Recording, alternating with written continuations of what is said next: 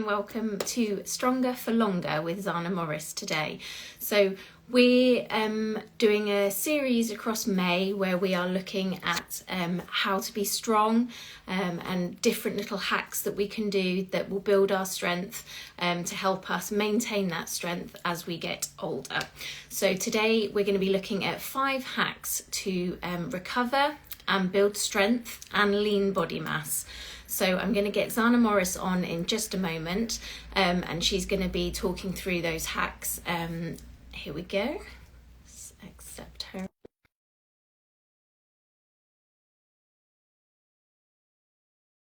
Hi everyone, thank you for joining us.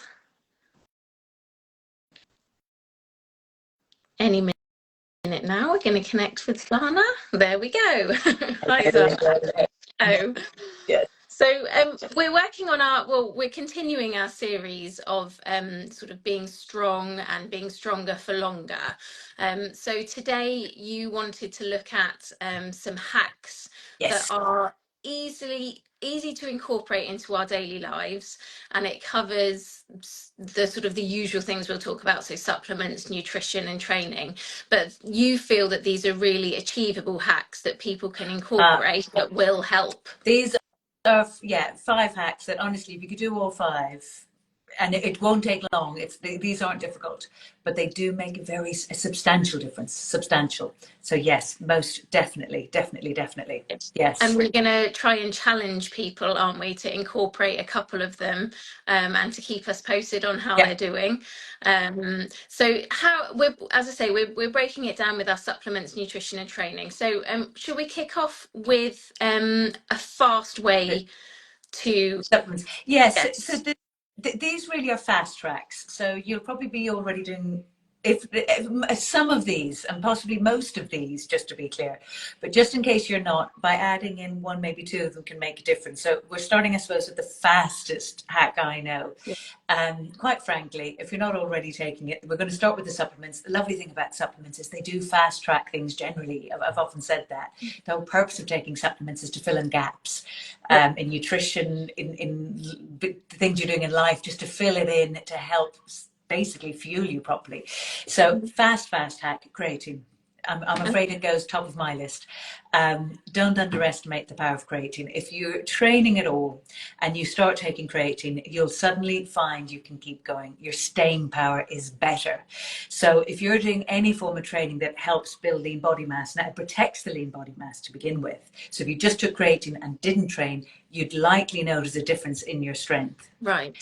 If you take it and you're training, it's almost like you've gone up a notch or 2 in fitness. You can keep going for longer. You recover faster. So if you're on this kind of run to kind of go, right, I'm going to get stronger, just by adding in the creatine, you'll notice you take a jump forward. It's brilliant. So it makes all the explain to me how it works. Right, we're going to do that briefly, only because we've got lots of lives on this. So I want to get through these 5 hacks. So I'm not going to go into too much detail about how things work, but very fast with the creatine. It's part of a protein. You get it in fish and meat. The creatine on its own does protect lean body mass. It also helps produce a thing called ATP, which are your energy molecules.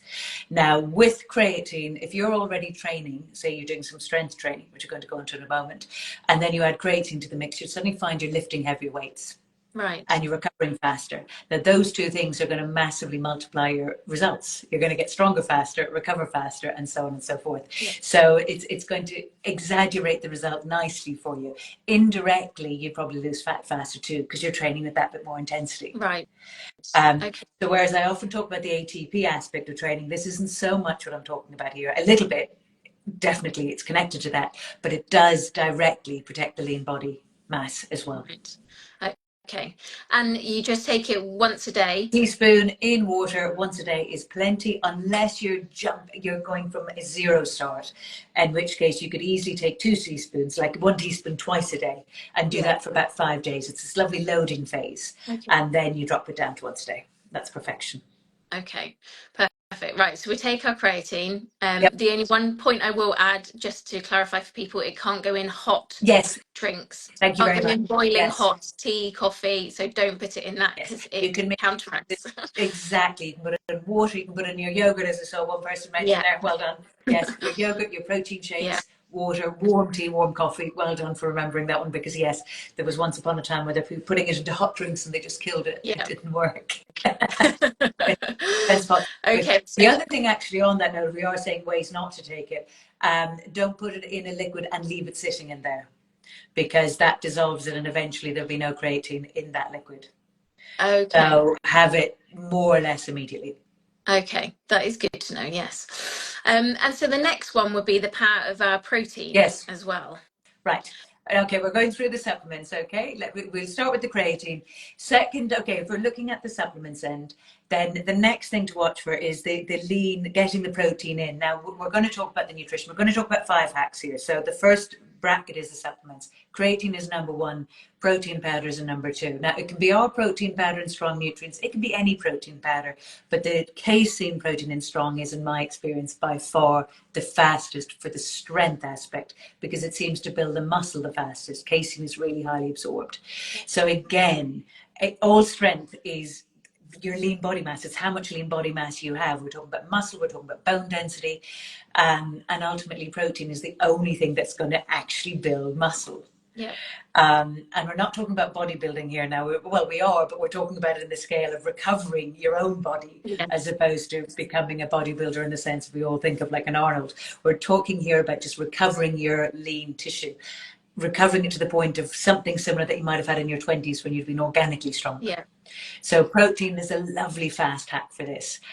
Just taking in the protein shake, it bypasses all the need to really focus heavily on nutrition in terms of your daily, what you're having for breakfast, what you're having for lunch, what you're having for evening meal. Add in 1 protein shake a day, just one scoop.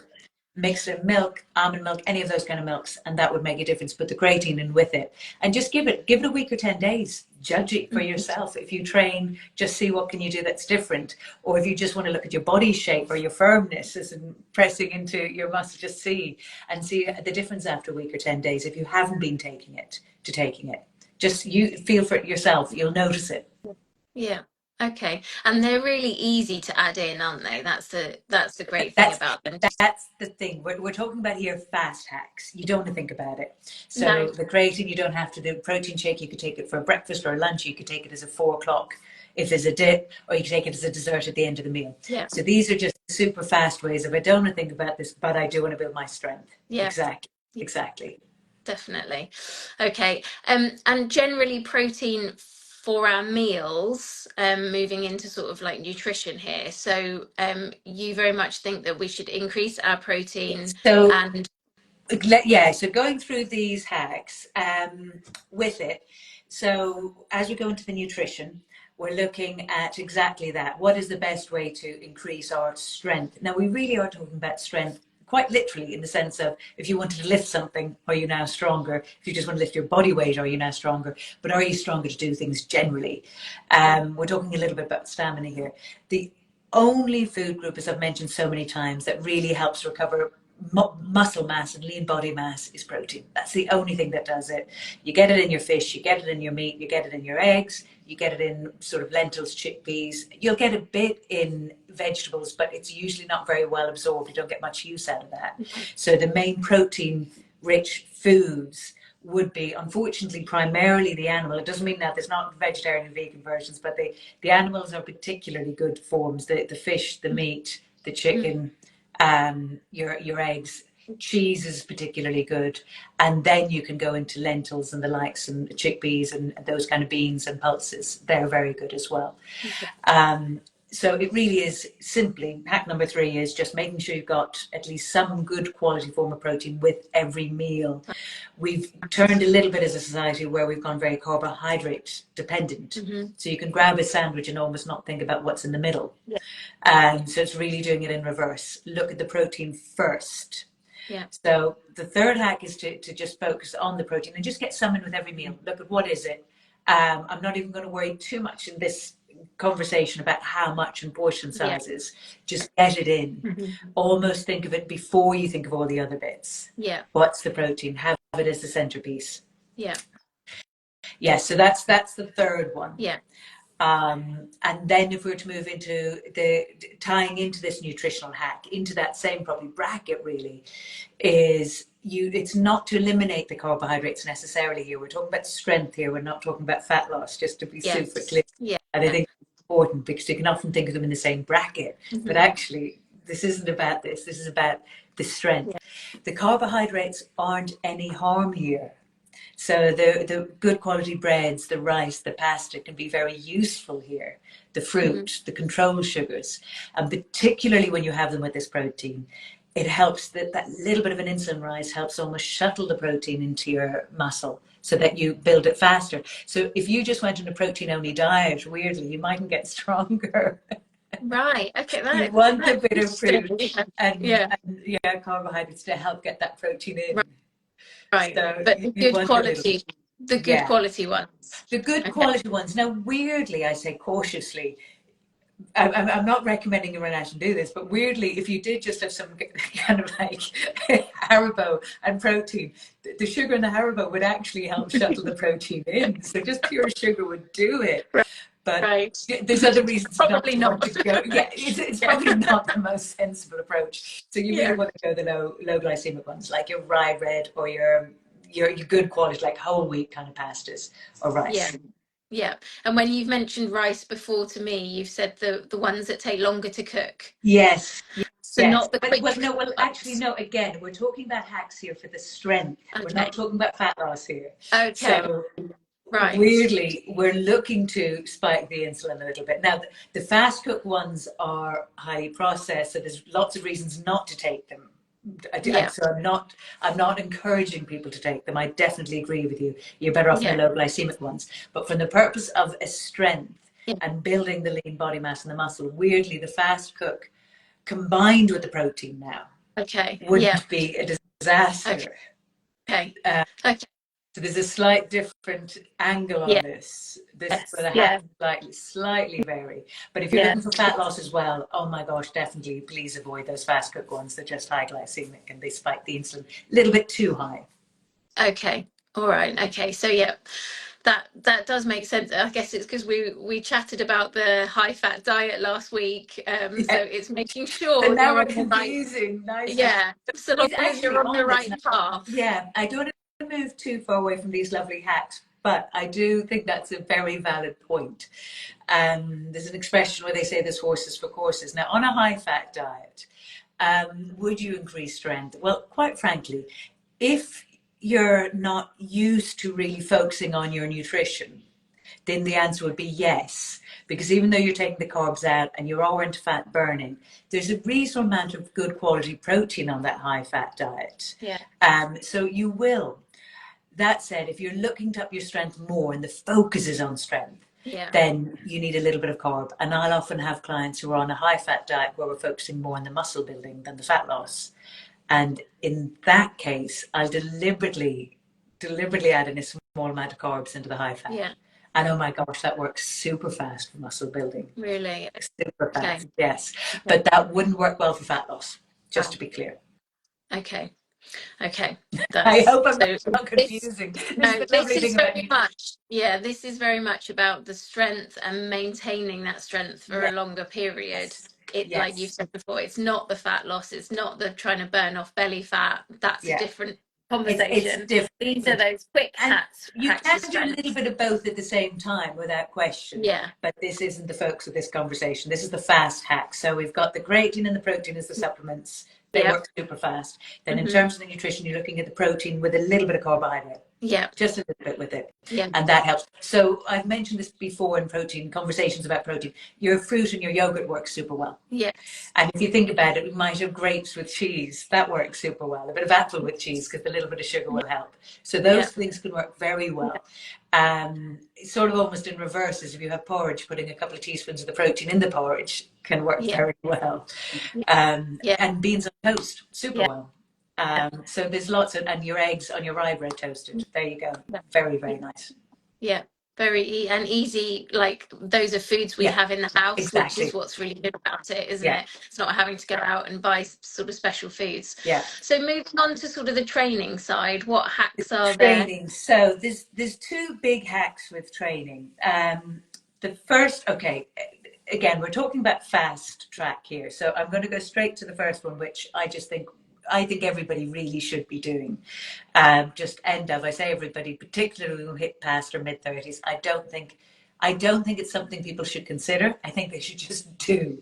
We should be doing proper resistance training. Okay. That's just my opinion on it. If I'm being honest, when it comes to fast hacks, the fastest way I know to build all lean body mass, including the bone density, is proper, ideally, weight training, not even just resistance. The difference being the weights, you're lifting the weight. Resistance, you can do with bands and the likes, which still works for the individual muscle, but isn't as fast for the overall strength.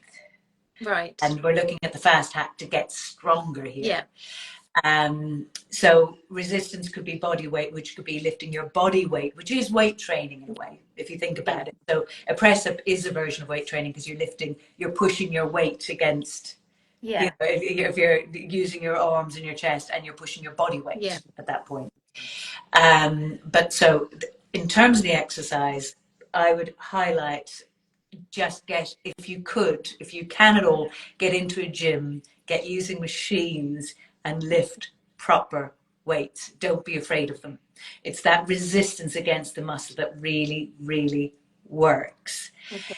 That said, the second behind it, it wouldn't be as fast in terms of the muscle building, but it will still work, is the resistance exercises you can do at home. Your lovely squats, your lovely press ups, tricep press ups kind of thing against a countertop or on a table, the push ups. All of those can work super well. And if you only added in 60 seconds of that every day, it's just once a day, every day, again, in about 10 days to 2 to 3 weeks, you'd be fitter. You'd start seeing a muscle definition. You'd notice a difference, and that would only be 1 minute a day. It's not a lot. No. It's not a lot. No.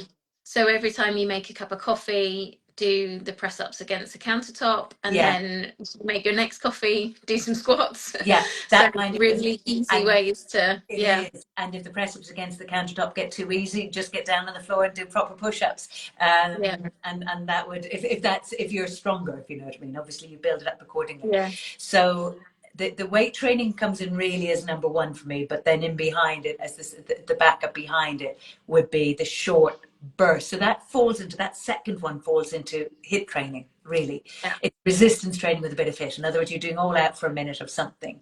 The press ups, the push ups, the squats, anything like that. But equally, you can do it by you're going to the bus, just run to the bus station, just sprint up the road. Go to the shop, sprint. If you've got it in you, just sprint. If you go cycling, rather than doing a gentle cycle, just do little sprints for 20 seconds would even be enough, and then slow it down and then sprint. Or if you're going for a walk and you see a hill, sprint up the hill. Get your heart rate right up. Yeah.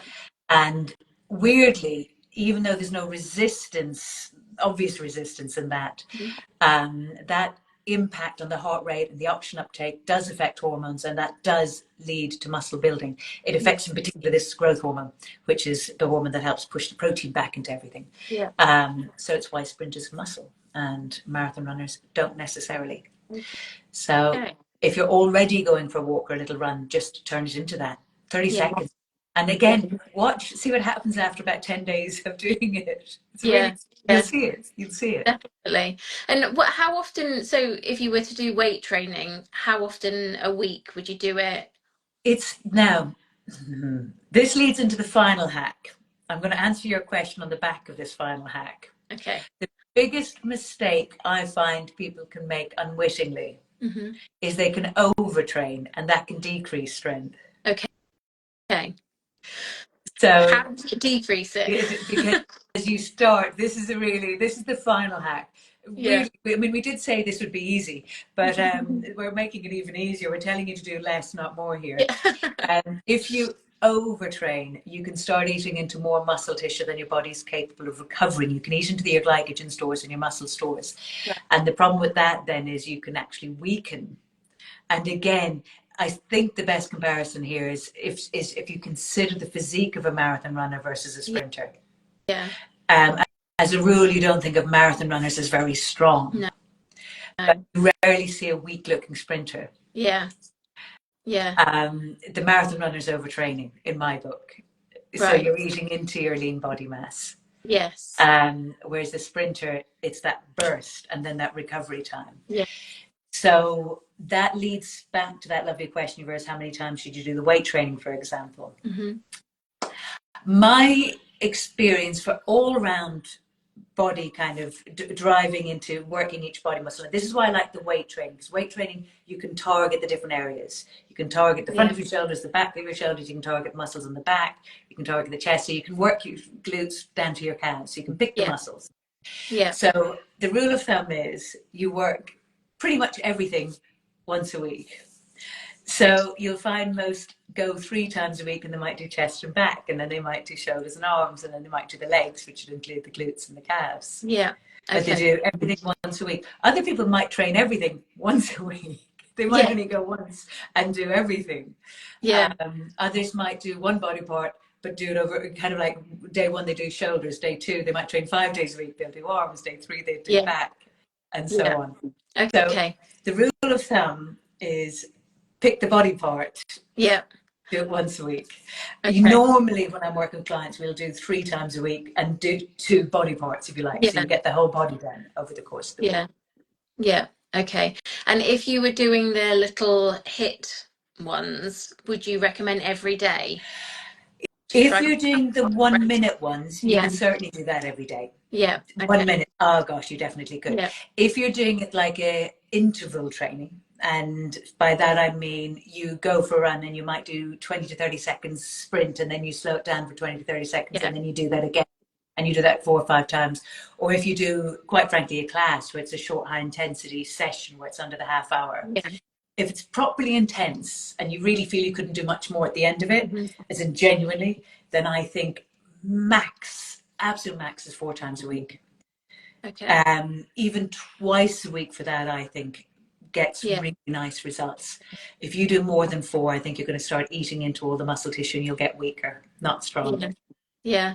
Yeah. So you really do need to allow that downtime for your body to repair Recover. itself. Well, You really do. strength happens in the recovery. It all Yeah. happens in the recovery.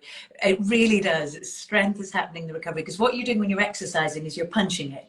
So you're Yeah. breaking all the muscle fibers, and you're actually almost breaking down the muscle. That's what you're doing when Yeah. you're training. The Yeah. actual training process is making you weaker, and then Yeah. the body very smartly goes, right, now we need to recover this stronger and better than the last time, Yeah. and all the nutrients go into it. So you Yeah. want to break it to the point that the body can recover it. Yeah. If that Yeah. makes sense. Yeah. Yeah. Yes. This lady's made me laugh. I'm so pleased to hear I only need a few minutes. Yes. I mean, yeah, well, and long COVID, that has had an effect on people at the Actually, gyms this and is a things. really good conversation around long COVID. Now, I'm not saying I have medical experience to deal with this directly. Now, I don't. But Yeah. in terms of the approach, the whole point of this approach is to give your body recovery time. So it's perfect in scenarios like that. Yeah. You do the maximum your body can do for the shortest amount of time, and then you recover. Yeah. And that helps the immunity, it helps everything else. Because you think about it, it's okay, it's not directly related. But if you consider, years ago we used to talk about runners' Yeah. colds. Yeah. So somebody did lots of running, they could get a cold that would last for 3 months and they couldn't Yeah. shake it off. Well, I would put that down to, quite frankly, overtraining, which it hits the immunity and everything. The body can't recover. Whereas this is Yeah. almost the opposite. It's the hit and this maximum recovery. So you Yeah. really build your strength. And I'd be thinking immunity in that as well. I really think it helps. Really. Yeah. Yeah. It is fascinating because I mean, I've got lots of friends that do think you need to work out like every day and they will go for it all the time. And that downtime, you almost think you're having a lazy day, but actually your body isn't. Your You know, body's you recovering. think you are, but yeah, your body really is Yeah. recovering. Yeah. And you need to be aware of that. Now, I'm not saying don't do anything, because then no one's recovering from Yeah. nothing. And this is why it's got to be high intensity. Yeah. So if we go back to when I had the gyms, there was short high intensity one. I'm going to have a look at this question Yeah. from the people. We'll come back to that in a second. The I used to smile because some clients trained 7 days a week. Yeah.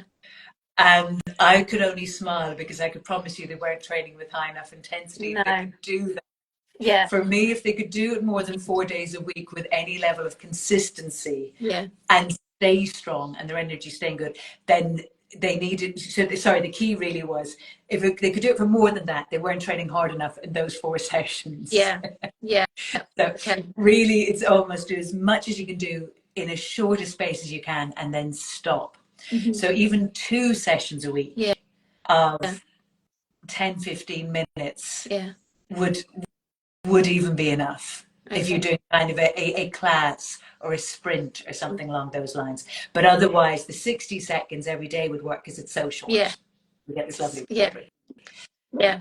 Definitely. And can I just ask with creatine, if you are taking it, is there a better time of day to take it depending upon a workout, or does it A not matter? lot find it works well before the training. A Okay. lot do. So certainly you can do that, and it seems to help the session. That said, creatine does store, so you don't waste it by taking it every day at 10 o'clock and training at 4. Your body will still use it, and it'll still get all the benefit. And the lovely thing about the creatine, I'd be recommending that as a hack, even if you don't train. It'll still Yes. help. Yeah. It'll still help. So just to run through those hacks, and then I'm going to answer this question because I like it because it's relevant to it. Yes. So Yeah. we're looking at now. I'm putting these in order now. Yes, I am putting these in order of what I think. I think they're in order of what I think works fastest. So I'm not saying, you might say, well, is there a better approach? Well, there possibly is if we just really slow everything down. But this is some things that if you don't want to think about. Yeah. Top 2, get the creatine in as a supplement. You do get it in fish and meat. Unless you're eating a lot of it, you probably won't be getting the amount your body will use as such. Sure. Vegans will be particularly low in it, for example. Okay. Protein powders, super, super helpful. If you're not vegan, then I do strongly recommend the casein for the simple reason that it's one of the highest utilized and absorbed. But if you are vegan, any good pea protein is good. There's lots of good protein powders. Keep to the clean ones. They work super well. Yeah. So they're the first 2. Then you're looking at the nutrition. Just get protein in with every meal. Don't make it too complicated. We talk about how much protein you need per pound of body weight and so on and so forth. If you want to make it easy, don't worry about that. Just look at your plate and see is there protein on that plate. Yeah. And if you combine it with a little bit of complex carbs, and by that I mean like potato or good quality rice or good quality bread, that just helps the body get that protein in. Perfect. Simply. Very, very simple.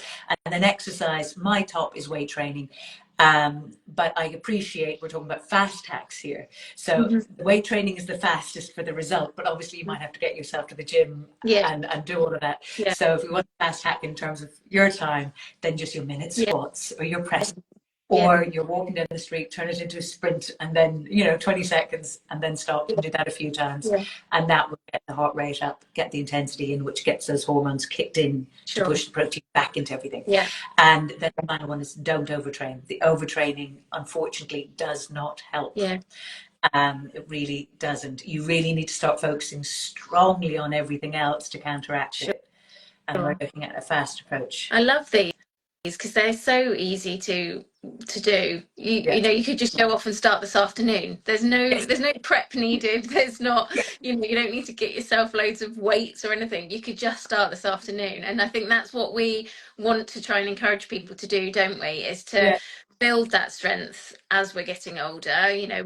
People talk about, we've been discussing this, but people talk about, their summer bodies, but we really want people to just embrace looking after their body all year round, making it stronger as we go through menopause, as we age, all of these areas. It's really the easiest ways to support yourself with your strength. So it really is true, and that I'm just going to put it about muscle building, because we do need to build muscle as we age.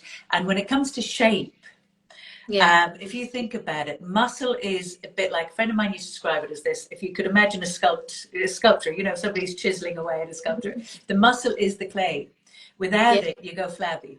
So if you build your strength, even if you're a bit out of shape, when you go to lose fat, people will be stunned at how quickly you changed your shape, in inverted commas.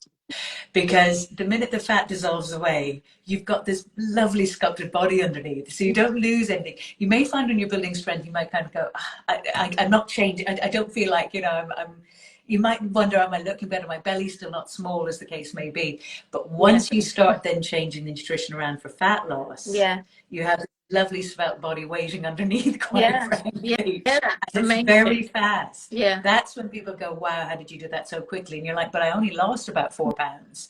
But it's because of the shape underneath. You didn't go flabby. You were sculpted. So it's really well worth it. It's really worth it. So that often people would say that they want to lose weight and then they're going to work on their fitness, but actually definitely building on that fitness. Building on the strength aspect of the fitness, yes. And building on that muscle. And as I said, if you, again, it's a fast hack in terms of the end result. You get results very fast from it. Unfortunately, it's not a fast hack in the terms of you do have to go to the gym. But getting weight training in where you can target all the muscles then, and you really kind of sculpt your shape, that's well worth it. It's so well worth it. Very much so. Definitely. So this question we had is there anything I can take to help muscle aches? I added a strength training workshop. I can hardly get down. I just saw that. I really hear you on this. It was the one thing when we had these gyms that I used to really, really try and avoid, because there's not enough gain for the pain if you floor yourself in those first few sessions. We used to bring it down a whole load of notches. And clients would think, gosh, this is really easy. Is it always this easy? But when you do strength training initially, it's a great question.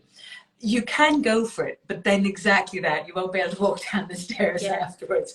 And it's not the end of the world. It's not a problem, but you don't have to, because if you keep it a lighter notch, you'll still feel it. And then the next session, you can jump it up and you won't have that pain. So first time round, if you're starting anything when it comes to strength training and you're targeting muscles, always keep it less than what you think you can do. Just for your own sanity, because then you'll be able to keep going with it. When you do it, then when you repeat it, all those little muscle fibers that break the first time, that's done. It doesn't keep happening. So the next time you might feel a bit of tiredness or light soreness, but not that intensity. So the things to do if it's already too late and you've done it, or the things to prevent it if you're going into the first training session. So the creatine comes in because it does help with that muscle recovery. It really does. Now, if it's sore now, taking the creatine may or may not work, but it certainly will help with the recovery when you go at it the next time round. Magnesium is a big one. Magnesium. It helps muscles relax. So you could even take it now. Magnesium bath, Epsom salts, that's magnesium. When you put it into the bath, it does help the muscles relax. That's really useful. When it comes to food, that's your greens, those kind of things. But that's very, very useful. Then in terms of, you've gone and done it, you can have the magnesium salt kind of bath. Obviously massages can help. After that, the fastest way I know to help free it up is, weirdly, now this is a hack that a lot of people don't realize, is for a few repetitions, train it, do the same move you did to get the circulation through it, and then stretch. So for example, if it's your calves, say you're doing lots of calf raises, you know those ones where you come up on your toes and down, right? Say your calves are really, really tight after doing that. Okay, do about 2 or 3. Go on to step, do 2 or 3 calf raises. And the first thing you're going to say is, no way, it's too tight. But weirdly, after the third one, the blood flow has gone into it. So now it's already loose. And then stretch. So you've got the circulation into it, so the stretch will be easier. And hold the stretch. So same thing, you've done lots of squats, weirdly, do again about 3, 4, maybe 5 squats. You can hold on to something, just get the circulation through it, and then do the stretching. That really does help, but you may need to do it a couple of times in the day for a few days until it all frees up. Don't panic. It does all free up. I remember years ago having a lad training with me. We did really good lunges. He came in and a couple of days later saying, I had to go to the doctor. I pulled my back, and I got my thumb, I pressed into his glute and said, does that by any chance hurt? And he yelled, and it was agony. And I said, all that happens was we got your glute for the first time. It's nothing to do with your back. But he panicked because he hadn't felt this before. So don't panic. The muscles will just be super tight and just, you have to ease them out. If you've got a roller, those foam rollers, they can work brilliantly. There is nothing worse when you do start a new sort of routine and then that, like those next few days, and you always think it's the next day, but it's actually the day after the next day. It's usually 2 days later. So It yes, catches you. good rolling, Yeah, gentle stretches, but if you work the muscle in a similar way for a few repetitions, the yeah, circulation gets into it, then stretch on the back of yeah. that. And that I find helps And really, really. keep going because the more you do it, the Second time better. round, that won't happen. No, Just won't happen. no. It doesn't. It once. So I've again, if this is of any use to people, this was my first learning in this. I used to way overtrain in my late teens, early 20s. I just thought more was better and did Yeah, everything. Um, and I used to notice though with some of the kind of classes I did and the training I did, that if I trained sort of 3 times a week, I could keep going. I didn't have to recover from the session the same way, but I did find I was getting exhausted generally, just to say these were hour and a half sort of kickboxing style classes and they were intense. If I did it twice a week, it worked well. If I did it once a week, I found I was playing more catch up. And if I did it once every 2 weeks, it was a disaster yeah, because I was always spending a week recovering from my one training session. yeah. I think I found the golden number was 2. Right. I think I found that sort of you Yeah, can keep it steady yeah, and keep your energy up. So yeah, yes, that's yeah, long around thing. Exactly, I agree. yeah, yeah. And now talking about you were talking there about like glutes and back pain and that sort of thing. So next week, we thought we would try and do a glutes and hamstring sort of session, didn't we? Showing squats and sort of exercises to do properly. And that Yes, will have support if you have any knee pain or any back pain or any weakness in your muscles, yes, making sure you correctly do the exercises yeah. really helps. It really does. So it's all very well saying do some squats. Best way to do squats, as I'm always saying, if you're uncertain, is just stand in front of a sofa and sit down and stand up Yeah, and control the move. Don't fall down. Control it down, control it up, press into the heel a little bit, and that will be good enough to get you going started and do quite well. yeah, That said, the issue that most have once they hit their late 30s, dare I say, is glutes have become weak, lower abs have become weak, hamstrings have become weak. You lean into it then in slightly the wrong way. The muscles pull on the knees or the hips or the lower back. And exactly, and so on and so forth. And then you yeah, think you can't do it, or that you've got knee issues or joint yeah, problems, and you don't. It'll just yeah. be the muscles aren't firing up and holding you. Yeah. So we're going to show some ways to do it correctly, Yes, which I'm looking forward to because I do have a knee issue and therefore I know I don't do them properly. So yes, it will be a good session. Lovely. All right. Well, thank you very much, Zana. And I'll be sure to save this out so people can listen back. yes. And I'll add any links to products and things like that too.